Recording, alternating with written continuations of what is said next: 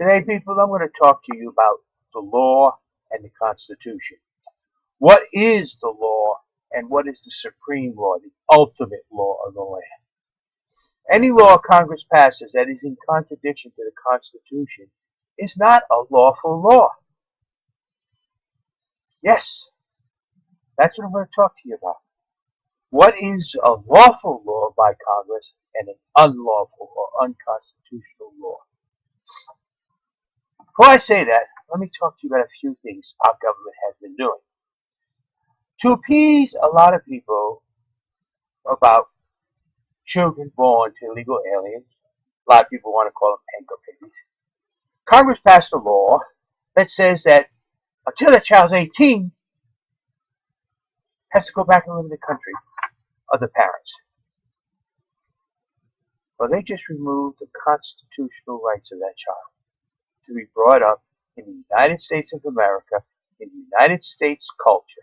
Our culture, which is completely different than any other culture in the world. We have a culture that celebrates the differences between us, not condemn. The Arabs don't understand why blacks are fighting them. They say it's not your war. They're Americans. It has nothing to do with the color of their skin. It has nothing to do. They are Americans. This is our culture, the opposite of the rest of the world. Why are they having problems in the Middle East? Because people of the same religion, of different groups, are killing each other because they don't accept the culture, where our culture is different.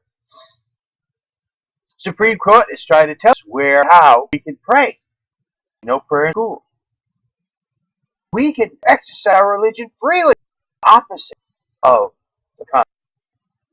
Who are in love with people of the same of male and female who are married.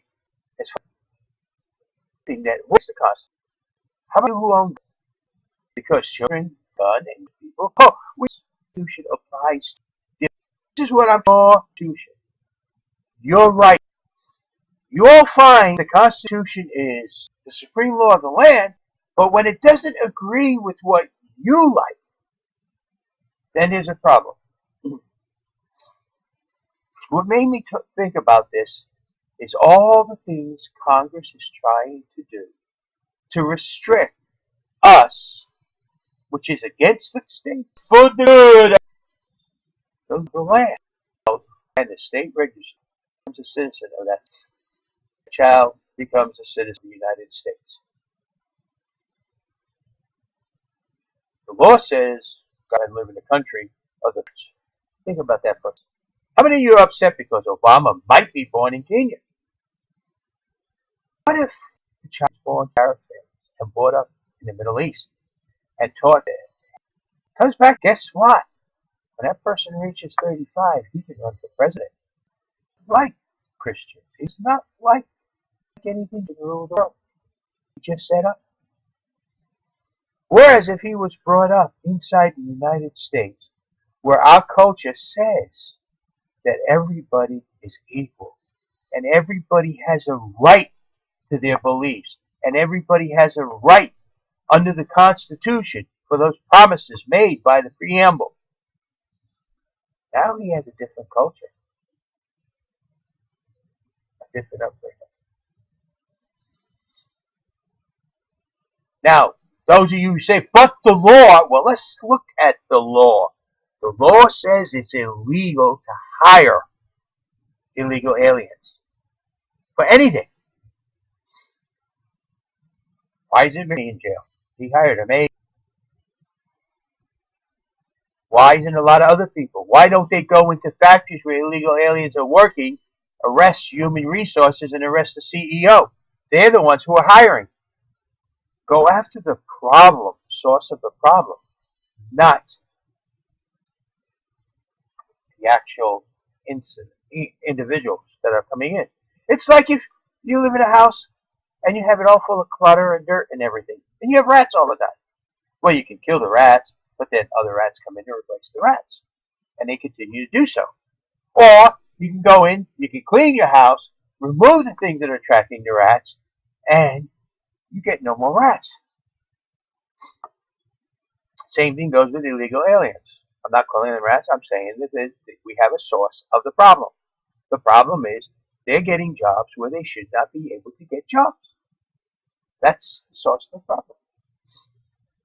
So if you want to enforce the law, try enforcing that law first. Then go from there.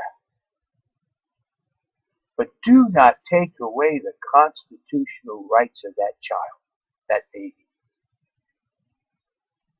It must be protected as strongly by all of us as freedom of religion, the freedom to exercise your religion as you feel you should,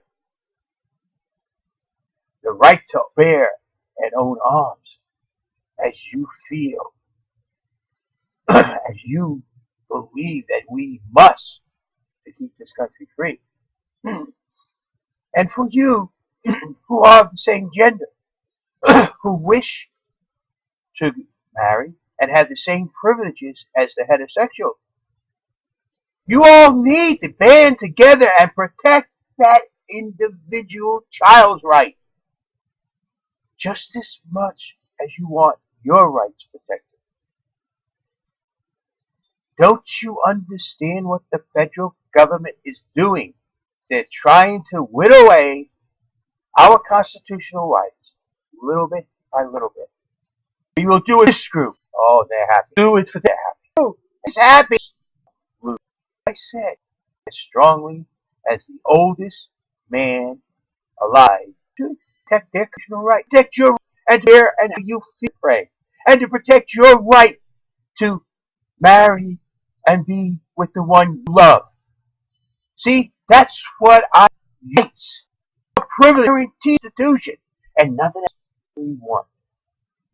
And JD was all about protect each and every one of you because you're all American citizens. Come on in, and you have your rights, and they must be protected from our federal government.